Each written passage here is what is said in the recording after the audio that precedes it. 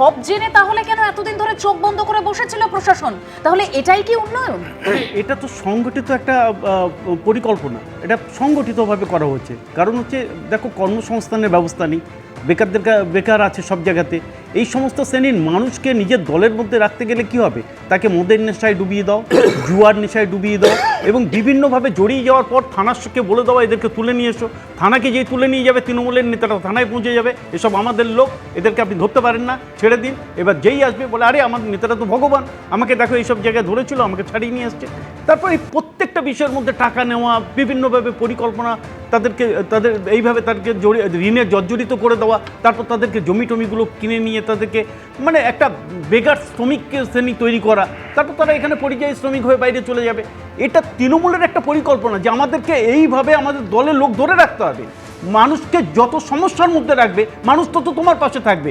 এই যে জিনিসটা, এই যে চক্রান্ত সারা পশ্চিমবাংলা ব্যাপী যেটা হয়েছে, এটাকে পুরো সমূলে নির্মূল করতে গেলে যারা যারা এর মাথা আছে, মাথাগুলোকে ধরতে হবে। এই মাথাগুলো নিচু তলায় নেই, এটা কালীঘাটের আছে, এই কালীঘাটের সবগুলোকে ধরতে হবে। কালীঘাটের আশপাশে যারা আছে এদেরকে ধরতে হবে। এদেরকে যদি ধরা যায়, উপযুক্ত শাস্তির ব্যবস্থা করা যায়, এর সঙ্গে পুলিশের কারা কারা জড়িত তাদেরকে ধরতে হবে, অ্যাডমিনিস্ট্রেশনের কারা কারা জড়িত ধরতে হবে।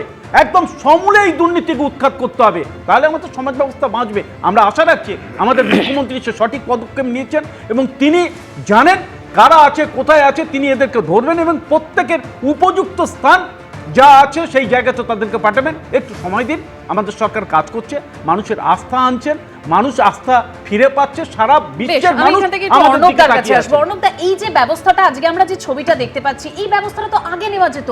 এটা তো লুকিয়ে চুরিয়ে কিছু না, একদম মার্কেটে, মানে ওপেন মার্কেটে একটা দোকান, এরকম 7-7টা জুয়ার ঠেক, সেটা ভেঙে দিয়েছে।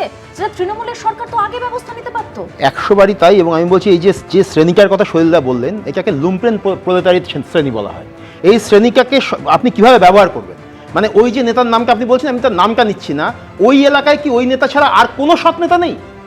নিশ্চিত ছিল। তার মানে সেই লোকগুলো আস্তে আস্তে সাইড হয়ে গিয়েছে, তার জায়গায় এরকম লোক সামনে চলে এসেছে যারা কিনা এই ধরনের সংগঠিত অপরাধ বা এই ধরনের অপরাধের এই চক্র, সেই চক্রগুলোকে চালাচ্ছে। এবং চালানোর ফলে যেটা হচ্ছে, রাজনৈতিক নেতার কাজ হচ্ছে মানুষকে সংগঠিত করা, মানুষকে রাজনৈতিকভাবে সচেতন করা, এটা হচ্ছে তার কাজ।